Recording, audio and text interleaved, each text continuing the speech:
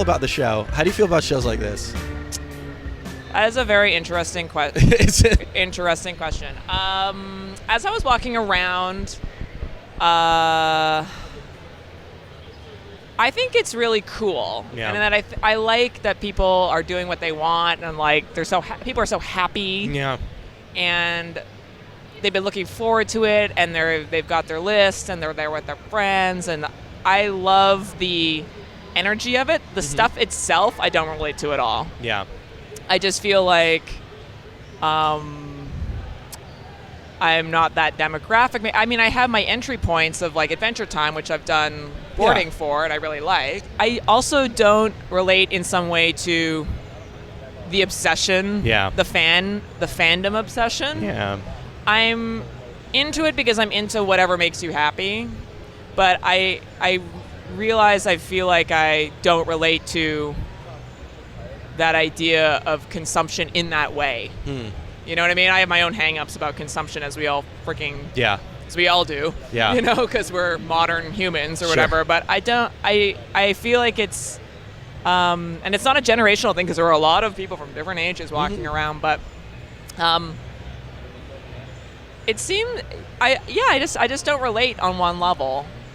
But I'm just happy that people are happy. Yeah. And that's like awesome to see. I was having this conversation with somebody last night. I mentioned to them that I was coming here, and she's not a person who's gone to a lot of these. Yeah. And when you have the conversation with somebody who hasn't been to a lot of these, they generally are excited for you and get slightly jealous of the fact that you get to come to the show. Yeah. No, because I think it's a spectacle, and people love spectacles. Yeah. And I love a spectacle, too. The corporate thing is interesting. It feels somewhat orchestrated in a way that is. It almost has to be, though, for something of this scope. Yeah, and that's true.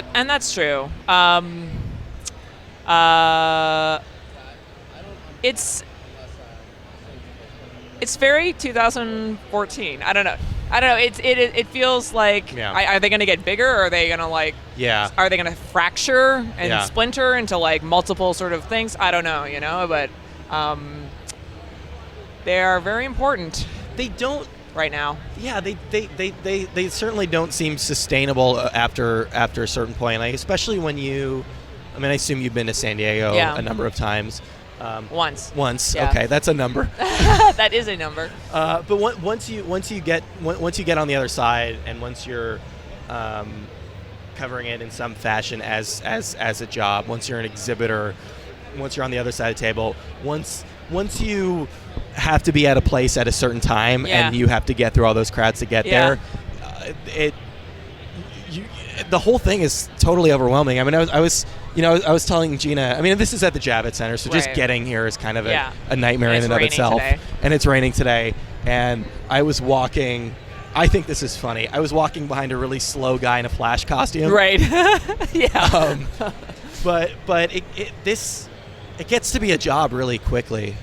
It does, and it's just funny because I'm always really surprised when they want me to come here, because I don't feel like anybody would know me. Yeah. I feel so squarely entrenched in like the weird alternative comics thing. Which is about 5 booths, and most of them are under Macmillan. So that's what I think is so interesting about this thing. It's like I can't see how one person could be interested in all of it. Yeah. You have like, I was really into this weird like old movie poster illustration booth over there that was like, oh, I remember that from like the VHS boxes in like the video store. But that's the fun. That's the appeal of it. Is that it's just a place full of niches of like little things that you can hyper-focus on. But I was just wondering about like the average person. Are they here to see 10 booths, or do they like it all? It's a good question. Or is there an average person? Yeah. I'm just curious. I'm not even speculating anything. I'm just curious about. Well, I remember being here a couple of years ago. I can't even remember if I went last year. That's how much of a blur these things come to me. Like, I can't keep track. Yeah. And the amount of times I have to go to the Javits Center in a given year. But it was maybe 2 years ago, and Fantagraphics had a tiny booth, and I just remember I remember seeing Gary Groth there and feeling bad for him. You're like, whoa. Where you're such a superstar, and how many alternative conventions are there that Fantagraphics could go to and be? Yeah. And then here it was just a little booth, and I don't know if that's a sustainable. I don't know how any publishers sustain themselves in general, but I don't know. True. I don't know if that's a sustainable business model for a company like that to come here. For a second, they're under a larger publishing umbrella. Right. No, I guess sometimes it's good to be knocked on your ego to be like knocked down. No, these people don't give a shit about you. That's a fair point. Yeah. And whereas in your little scene or your little like bubble of alternative comics, you're a god. Yeah. And then but the vast majority of people like don't care is like sort of a good thing to remember sometimes. There's definitely something to be said about the idea of having a product that is so, I guess, appealing that people could come here wearing a Flash costume and they could pick it up and be interested in it. Yeah. This idea of sort of like breaking through to somebody else. I mean, it's one thing to sit at SPX with your zine or your book and have people who know that world already enjoy it. No, I guess it's all about. I feel like all of this is sort of like an attempt to connect to people. Yeah. Sure. And it's like that's what art is, right? Yeah, exactly. And that's what I'm going to say. It's like my attempt to connect to people and who I try to connect with and how is just one way, and then this is a totally different way where you're meeting your friends from the internet and like you're connecting over these franchises that you love and stuff. So you can't like kind of diss either one, you know? It's just like a different style of trying to connect with people. Whether intended or not, you've diversified a lot in that regard. Not intended, but I'm very glad because, I mean, intended in a way, but I've been very lucky in that people have looked at my work and said, oh, that could apply to this thing that I have, which is lucky for me, Obviously you've got a couple of graphic novels. You've got a webcomic. You're doing the teaching. You're doing. We could talk a little bit about Adventure Time a little bit later. The New York Times illustration. Right. I know. For me, certainly, the only thing that ever keeps me sane at a job is being able to do different things and not having to sit down and do the same thing every day. I think that is generational. I mean, you think so? Well, none of us expect that we're going to be able to retire, that we're ever going to get a job and keep it for 50 years and furthermore, I don't think people actually want to anymore. Even my kids that I teach at SVA, they're cynical and jaded about the fact that where is illustration going? What did you used to get paid? What do you get paid now? And there's so many people that want to do it, blah blah blah. But they actually don't want to just do editorial illustration every day for 40 years. They want to have all these multiple things going on. And but you think it's partially economic and partially... It's partially economic, but also I think that you maybe look back to an older generation and be like, I don't want to be at the same job for 40 years. And look what happened. You can get fired when you're 55 or something. Sure. That doesn't... there's no guarantee of anything.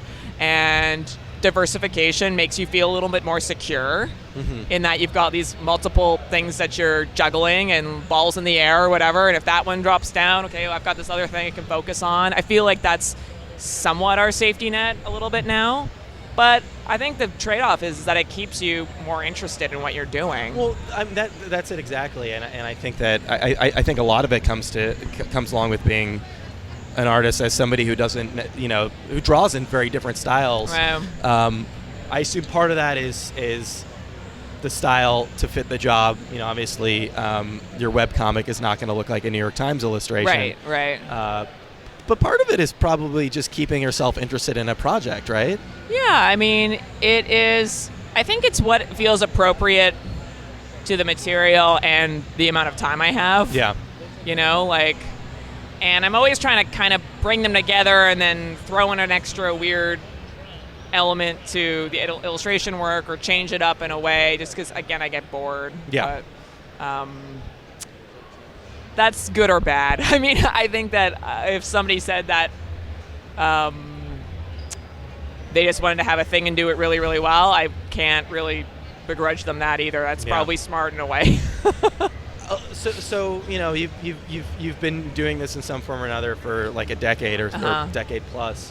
Are you experimenting more, or are you sort of like settling into things after a point? I don't feel like I'm settling in at all. I feel like I'm at an impasse of like personally and professionally.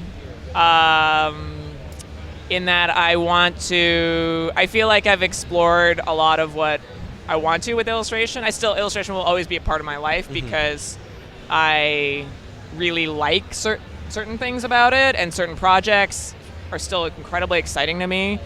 But I feel like I've been naturally gravitating to more writing sort of things and comic things and applications that I haven't even thought of but other people have come to me with. It's like, oh, okay, well that's a pretty big different way of working, a pretty different way of working, and a different way of sort of self conceptualizing too, because they're really different. Writing is so hard and painful and terrible in some ways, but that's 100%. All right. It's a very subjective thing, because I write every day, and it's one of those things where I'm like, well, this is literally something anybody who's literate on some level can do. I mean, everybody writes, right? Yeah. Well, no, though. Not everybody's good at it, but everybody writes. Everybody, especially these days when everybody's sending emails constantly. So it's hard for me to get on any sort of a high horse when it comes to writing.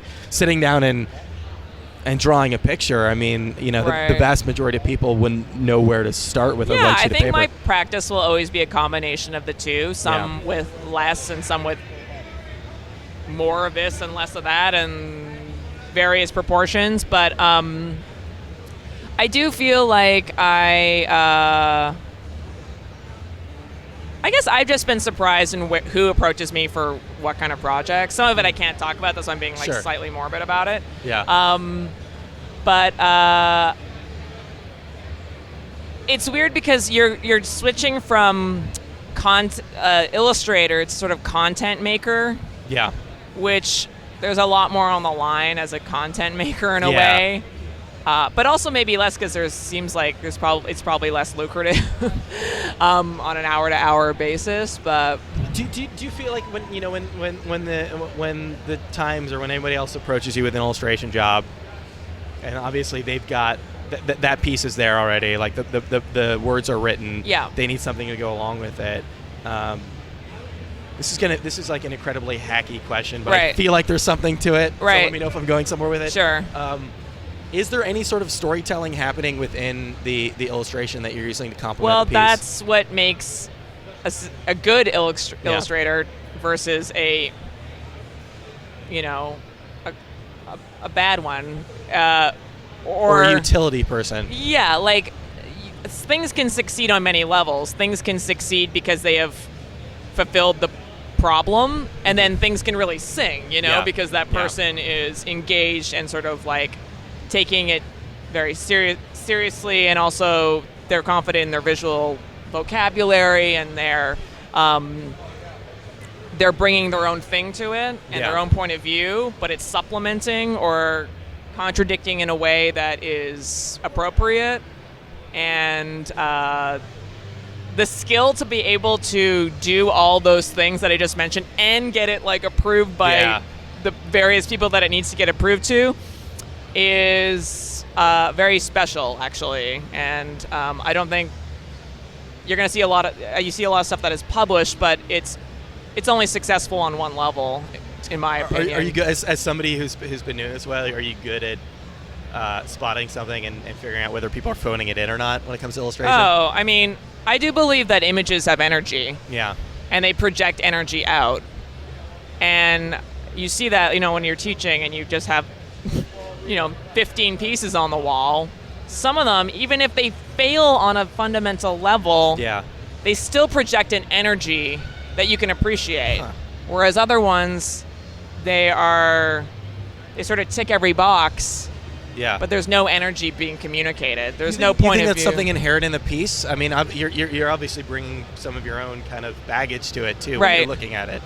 Is it inherent to the piece? Yeah. I just think that you can tell if somebody was engaged, if somebody was paying attention, if somebody's putting some of themselves in it, if somebody's making this with emotion, you know, and it's just, you just know when you see it, in my opinion. Yeah. And I just, again, I sound like a total hippie, but I just feel like images project energy. Yeah. You know? How does that translate into teaching? So you teach over at SVA, and when you, I don't know what the process is for, I guess, grading or whatever, but when grading's probably a weird word when we talk about a school. No, they get grades. Okay. So you sit down with somebody, they have a piece. You've got your little new agey, a little bit of new aginess. Yes. I put on my robes. Yeah. And then you pull your crystals out. Yeah. How do you have this conversation with them? Like, your energy is really good on this piece. Like, how do you critique that? It's hard, and I teach fourth-year students, right? So they kind of have their bearings about them, you know, to a degree. And they've got the fundamentals by that They've point. got some of the fundamentals, but a lot of times they don't know what they want to do with it at all, right? They haven't started thinking of it as an industry. But you do have these weird ephemeral conversations where the first question I ask is, like, did you like doing this? Yeah. And it sounds like such a dumb sort of, like, touchy-feely question. It's a homework assignment, so it's actually a pretty good question. And it's like, if they say no, then it's usually I can say, I can tell. Yeah. Or if if they say yes, then that opens up, and okay, why do you feel like it succeeded or didn't succeed, you know? Or sorry, there's a bug.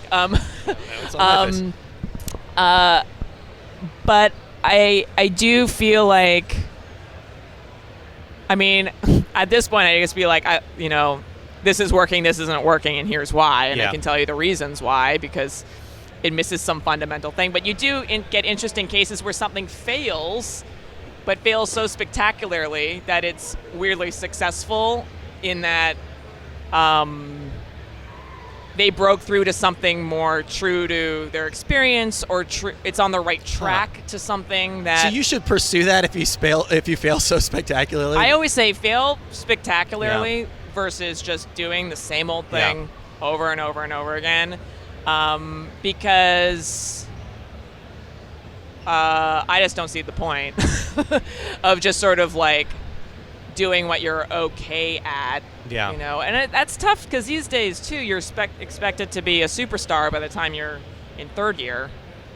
So I just don't think that you should nail yourself down that early. I mean, do you encourage them to pursue something at least sort of like peripherally in the realm of art, of what they want to do? You know, even if it means going to, I mean, you know, you've been it sounds like you've been fairly lucky from the standpoint of like, even when you're sending something to a publication and they have final say of what it looks like, you've still got some chance to play around, some chance to really sort of enjoy yourself. But well, I think that's why I mean, I just sort of like, it's your job to make this interesting. Yeah. It's not the job of the art director to give you the most interesting things. You have to find the thing that's interesting in it for you, and that's going to be different for everybody, right? Like, and if you can't do that, then you might be able to successfully make an illustration or whatever, but you're not going to be in it for that long, probably. I mean, you have to find the thing that's fascinating in illustration or in life, I guess. And it's nobody's job to like hand that to you, you know, and sort of like point that out to you. That's why I honestly feel that there are true illustrators and people that do illustration in a weird way. It's the ones that can really get into that little like sliver of an opening of like where they can insert themselves into that problem and sort of like play within that like sliver of space. That's like a very like unique person, actually. Yeah, I mean, this is, and this might ultimately be one of the problems you have with writing, especially when it comes to writing really creatively. The difference between illustrating doing an illustration for a piece, or even drawing a book that somebody's doing the vast majority of the writing for, is that most artists, maybe all artists need some constraints, right? Constraint, and I think it's I've just been I'm very comfortable with interpretation. You're interpreting content, or you're interpreting a story and you're adding to the story, but that's like riffing on the piece that needs to be there content in the first place. Exactly. So I actually really like that, and I don't look down on it in any way, because again, I think that's harder, easier said than done. Yeah. And I like that challenge. I actually really like collaborating with people. I feel like there's like an alchemy that happens that I would never be able to come up. I would never be able to come up with myself. So I'm not one of those people that like everything's a slog until I'm doing my own stuff. Like I actually don't feel that way. I think that there's like really interesting stuff that can happen when two people are working together. But I think I feel like I have another challenge, and that is sort of like trying to understand what what my point of view is, which is again what I'm trying to teach students. I'm like, trying to do that myself. The books that you've done with Mariko are like, that's a pretty nice transition into that, right? It is, and she's such a good collaborator. Like, I say this to every interview, but it's just true in that like she is not precious with the thing. She lets you take it and like do things that I'm sure she didn't expect, and insert your own experience on top of it. And she's like amazing in that way, like not everybody can do that. Yeah, I mean, you seem to have that in common, though. You don't seem super precious about the work that you do ultimately. Yeah, I think that it's really different though. Like, she goes in and is starting with a blank slate, whereas when I go in, it's like you've got a thing of clay and you're kind of like pushing it around and forming it or whatever. And so the ways that you have to be forgiving and like empathetic are different for both of us. Like, I just have to trust her to go and do the thing. and trust myself almost in that I'll be able to handle, even if I don't fully get it. Like, I didn't fully get the book, to be honest. When I first read it, I'm like, what is this about? Like, like, and it was we edited it together, but it's like, it took me like a while to wrap my own mind around like some of the themes and some of the characters and stuff like that, right? But instead of like trying to force her to change it, I like to think that we work together to sort of like come to a middle ground. What is this about is an interesting question. I mean, obviously on a base level, you understand what is happening in the story, but it's a question: why did she write this book? Well, there are like, it's not why. Mariko writes extremely sparsely, like there's not that much more written than what you read in the bubbles, right? And so much of what she writes about is unspoken. Non-communication. People not telling each other the things they need to tell each other. Bottling up. Exterior versus interior. And the things that we project versus the things that are going on inside, right? And so those are like... Those will fall on you. A lot of those fall on you as the artist. And I love it. That's why I think our work does go together. But when you're just reading it, I have an idea, but sometimes I don't know, because it's just a person being like, I'm fine. Yeah. In the thing. Yeah. And you're just like, oh, but like, what does she really feel? You know what I mean? Like, so So yeah, it is like kind of a challenge. Well, let's take that specific. I don't even know if that's like a specific example, right. but let's take this idea of I'm fine. Right. And you're sitting there, and you just can't really wrap your head around it for whatever reason. Right. Is there a lot of communication happening back and forth? Are you going to try to translate it? There is slight communication back and forth for clarification thing like that. I just try to make it make sense to me. You know, if it doesn't make sense, I want her to obviously like what we come up with, but I just try to make it make sense to myself. Yeah. Or, create themes or echoes back with the images that make sense to me. And then we edited this one much more aggressively together than we did Skim, which is basically she did the things, I did the things, we put them together, and that was it. This one we were trying to finesse characters together at the sketch phase and stuff like that. So we were going back and forth quite a bit before we even sent it to the publisher. She never just sits you down and says you didn't get this. Like, not really. Which honestly, it's like, I mean, we'll both be like, I don't think this is like quite working. Yeah. For whatever reason, and I don't know why. What do you think? What do you think is missing? And that's freaking torture, and is a special kind of hell of just like, I don't know how to make this better, and like but again, that's why it's great to have somebody with you, and collaborating with you. And how helpful is it that you've known this person your entire life?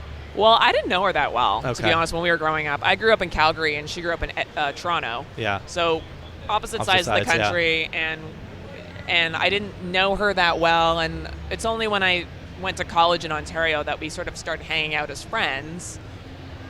So I didn't know her that well at all. Yeah. It was just that we did the small thing, and that was great. And I found out that we got along really well, and we complimented each other. And it's really incredible what has happened, actually. But it started off with no plan. Like, we didn't plan to make YA books. We were just like, let's just do this thing, you know? Again, I can't emphasize how lucky I've been in a weird way, because there's no, like, strategy to anything. do you get, I mean, again, like, getting on this sort of like new agey thing, do you get the sort of like, well, yeah, we have common, DNA, whatever, like, maybe there's something to be said about that? I think that we have, well, our dads are brothers, and they're very funny, dry people, like, just really very, very dry humor. So I think that we have a similar sort of family. Our moms are similar in some ways. And we both were sort of wannabe alternative kids, like girls. And she went to a private girls' school, and I went to public school. But, you're thinking there's a little bit like of I'm such an outsider, like, which is so funny and lame, I realize. But I think we had a similar background in that way, right? Yeah. So we... I totally get what she's trying to do, and I totally get the some of the themes of like non-communication and bottling up and not being able to tell people what you want to say. We're obviously very similar in that way too. Yeah. Are you pursuing the writing aspect more aggressively just because it's a challenge? I find it more interesting. Not okay. I take that back. I find it challenging, and also those are some of the things that have come to me more recently. Like they approached me job-wise, about the Venture Time stuff, right? And it's like, and then I was working on this book for a year, and so I was saying no to a lot of illustration stuff, and then sort of it was very hard to go back to like just full-time illustration in a way. Again, I really do love it, and it will always be a part of my life, and I still get a lot out of it, but I did miss having something that I guess it's personal work in a weird way. I mean, it's not personal. I mean, what you do for Adventure Time is not personal, but you're using your brain in a different way. Mm-hmm. And I was sort of like, that's interesting. That's sort of, I don't know how to do that yet. Like, I'm so comfortable with illustration, and I'm not comfortable with this other thing. Yeah. So it's the thing we were talking about before. Hey, this is kind of interesting, and I don't know if I can do it forever, but it's interesting for now. It's tough though. I mean, it's hard to start exploring these things in a way when you've established yourself. When you know that. When you sit down and write that book, that a lot more people are going to see it than when it was just a photocopied mini comic. Yeah. Well, part of it is economics too, right? Mm-hmm. It's like. It's hard to walk away from something that seems steady and lucrative. Yeah. For something that is a little bit more like unknown. Yeah. But I'm not the first cartoonist to like ponder economics. Yeah. You know what I mean? And like doing what you want versus doing what you need to do and eating food and. Mm-hmm. Living in New York City, or having a kid, or whatever. It's like, that's just life, you know what I mean? Yeah. Did teaching start as an economic pursuit? No, I really do. I mean, it drives me crazy sometimes because you're so wrapped up in like these 21 or 22 year olds' lives because they're at a really pivotal time, where they're like, half the time my question is to them, it's like, well, what do you want from this? It's Why are like, you here? Well, it's like, what do you hope to accomplish? Yeah. I always try to guide it to some sort of like industry thing because that's what I'm interested in. I'm not really so interested in gallery work where you're just doing your own thing and it's like it doesn't matter because it's just just do drawings of my friends because you're a little more pragmatic about it. I'm a little bit more pragmatic because I find that's more interesting and that's what I know. So it's sort of like it's just asking. It's like, what do you want from this? What do you want from life?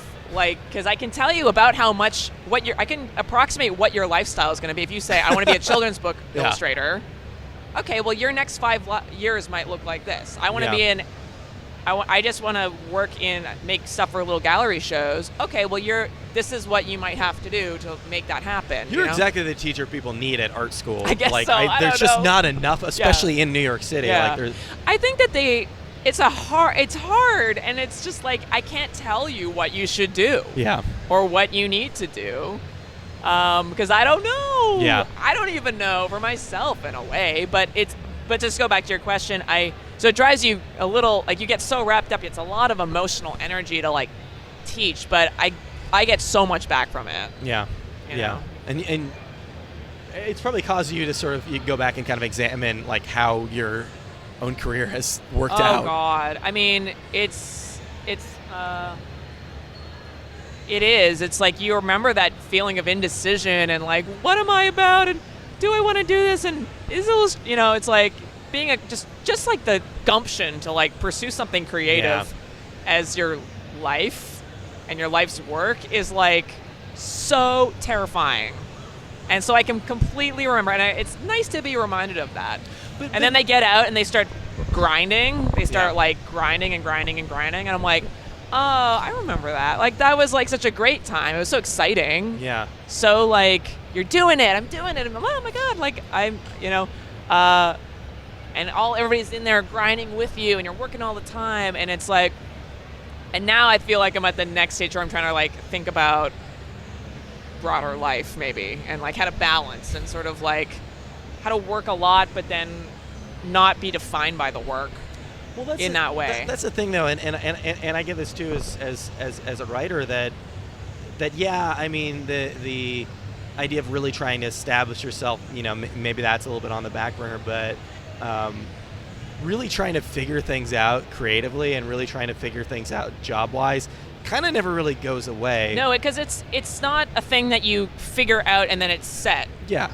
I mean, you're not like there's in a lot banking of stuff out or of your something. control Yeah. too. I mean, even banking stuff can happen. You know. But there's not. What I'm saying is, it seems like the vast majority of jobs in the world, there's a fairly set path that you can follow if you want to. I think I don't know. I feel like everything can. This is just my personality. I feel like everything can go away. Oh, of course. Instantly. Yeah, absolutely. And so I feel like I'm always trying to like mentally protect myself for good and bad, and being like, this could all go away, and then what? Then what would you do? Who would you be if nobody wants to pay you to do all this crap anymore? I have that. Anytime I see a homeless person, anytime I have these sort of like apocalyptic visions of how marketable, like how not even marketable, but like what am I actually doing? Like what kind of a skill is it actually in the real world? Right. That it seems a lot easier for that to go away. You're just and it's also you don't really have as much control as you think you do. Yeah. It's like if somebody is choosing to pay you, somebody's choosing to give you a job or write a book or whatever, write a TV show, and it's like it's somewhat out of your control. Yeah. So I try to think of the things you actually do have some control over, and I don't know. It's like we're talking as if we're discovering something so freaking like profound and revolutionary. But that's just the age. How old are you? 33. I'm 34. Yeah. So you're just at that impasse where you're like, oh, okay. Like there's like life is long. Yeah, especially these days. And then you get back to this idea of romanticizing the early days, because when you were making photocopies, like you had complete control over something. I think that when you're younger too, you think that you made it. Yeah. I'm there. Yeah. I was there, and now I'm here, Yeah. and like I'm at the top of the mountain because I have a book, and it's just like you can chart your progress. Yeah, and it's just a funny, very sweet, but also like very innocent way of like thinking about it. It's like that.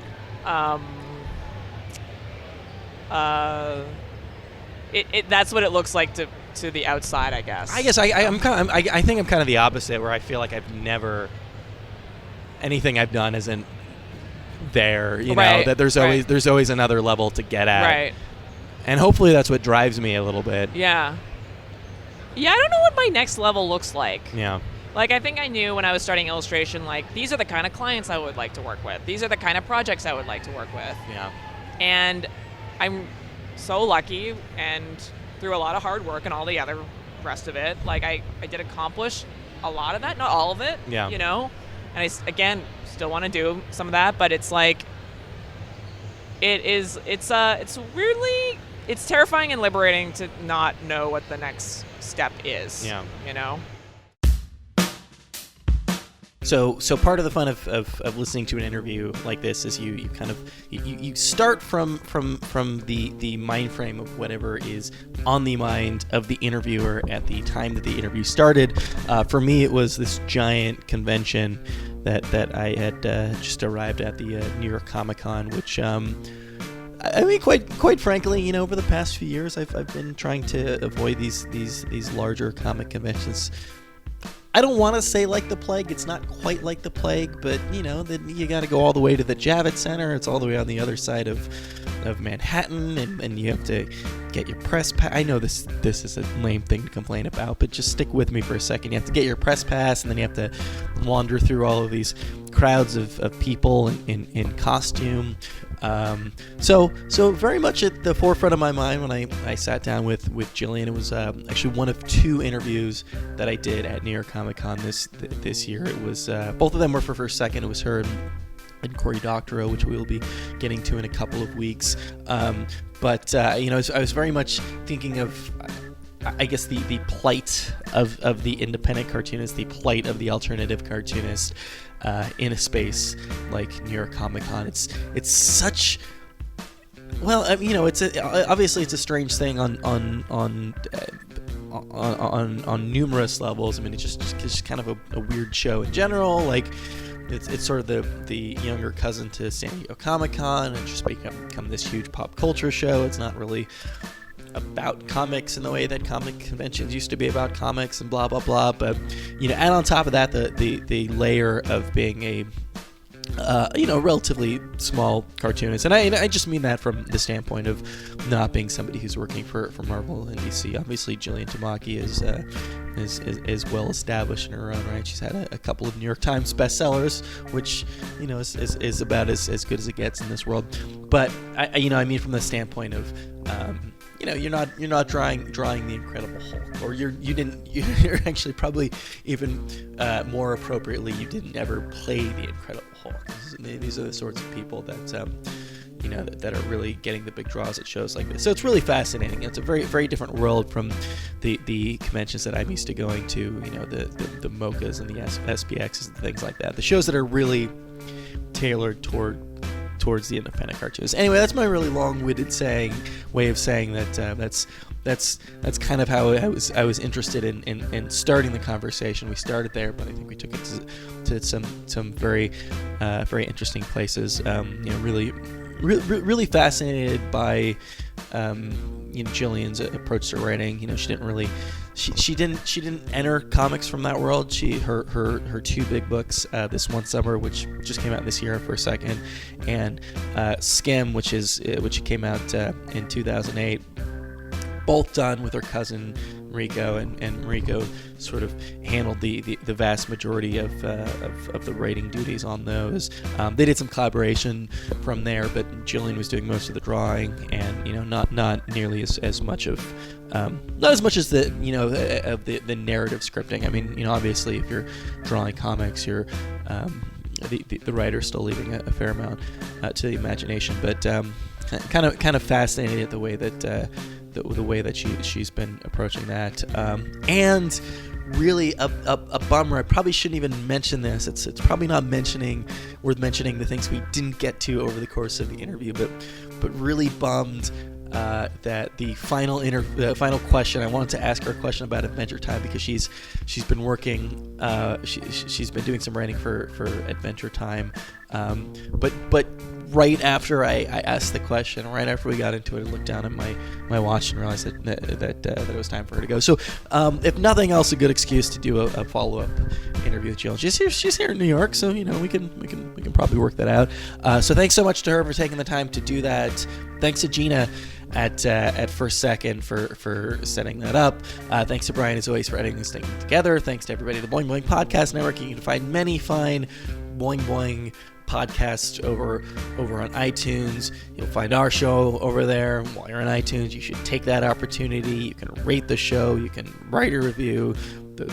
I guess you can subscribe. There are at least 3 things that you can do with the show over on iTunes. If you've got any feedback beyond the 5 stars that you're just about to give the show, you can send us an email. It's raylcast@gmail.com. We've got a Tumblr site. That's the first and arguably the best place to find the show. It's raylcast.tumblr.com. Everything goes up there first. Hours, if not days, before you'll find it anywhere else.